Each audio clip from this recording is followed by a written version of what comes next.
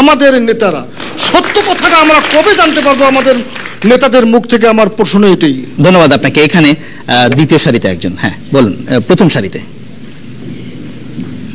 আমি ম্যাডাম মতিয়া চৌধুরীর সঙ্গে একমত হচ্ছি যে তালা দেয়া হয়েছে, আবার খুলে দেওয়া হয়েছে, কিন্তু আমি যদি ঘরের দরজা খুলে দিয়ে যদি বাড়ির একদম গেটের সামনে যদি পুলিশ দিয়ে ব্যারিকেড দিয়ে রাখি, তাহলে তো আমার ঘরে মেহমান আসবেই না। তাহলে মেহমান আমার ঘরে কি করে আসবে? ধন্যবাদ। ধন্যবাদ আপনাকে। বাঁ দিকে আরেকজন, বাঁ পাশে মাঝামাঝি। হ্যাঁ, গণতন্ত্রের বিভিন্ন ধরনের শেপ আছে, কারণ গণতন্ত্রকে অনেকেই বলে বর্বরের শাসন, কেউ বলে সুশীলের সমাজের শাসন। কিন্তু 5ই জানুয়ারি নির্বাচনের পরে দেশে একটি শক্তিশালী সরকার রয়েছে এবং বিশেষ করে একটি স্বাধীনতা সপক্ষের শক্তি রয়েছে এবং সেই জন্য দেশ এগিয়ে চলেছে। বিশ্বের দরবারে বাংলাদেশ এগিয়ে চলেছে।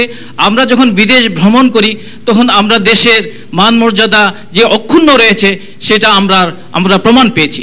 আর এই যে একজন প্রধান বিরোধী দলীয় নেত্রীর যেই এই অবরোধ বাসিনীর যে অবস্থা, এটা আমার কাছে মনে হচ্ছে ওনার একটা বিলাসিতামূলক অবরোধ বাসিনী। ধন্যবাদ আপনাকে। ধন্যবাদ। প্যানেল আবার ফিরে আসেন নাসিম আক্তার, নাসিম আক্তার হোসেন। আন্দোলনের কথা উঠেছে,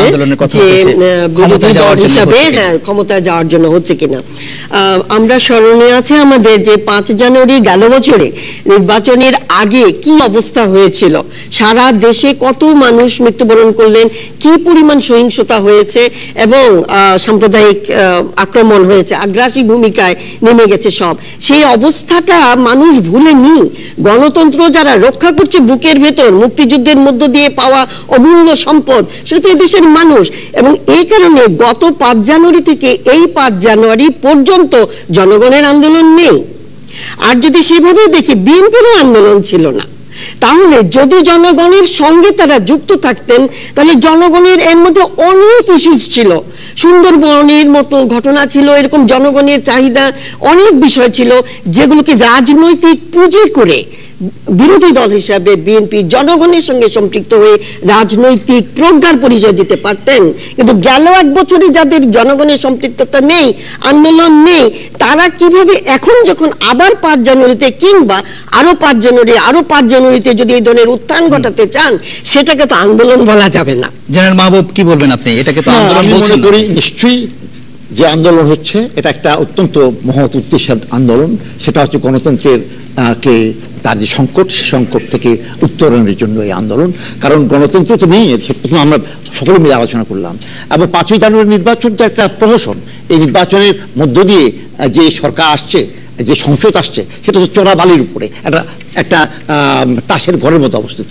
তো এটাকে যত তাড়াতাড়ি আমরা বিদায় করে দিয়ে নতুন সংসদ আনতে পারি, এবং জনগণ তাই চায় এবং এটা আন্তর্জাতিকভাবে তাই কিন্তু আলোচিত। ধন্যবাদ। এখানে আন্দোলনের যে উদ্দেশ্য সেটা হচ্ছে কিন্তু এখানে ক্ষমতায় যাওয়া নয়। ক্ষমতায় যদি আওয়ামী লীগ সেই অবাধ সুষ্ঠু নির্বাচন যখন হবে এবং সেই নির্বাচন সকলে পার্টিসিপেট করবে, তার মধ্যে দিয়ে আওয়ামী লীগ আসলে আমরা তাতে স্যালুট করব। ক্ষমতা যাওয়ার কথা নয়, কিন্তু জনগণের যে অধিকার, গণতন্ত্রের যে অব্যাহত গতি, সেটাকে তো রাখতে। ধন্যবাদ জেনারেল মাহবুবুর রহমান আপনাকে। ইলিয়াস কাঞ্চন, বিএনপির প্রসঙ্গে আন্দোলন নিয়ে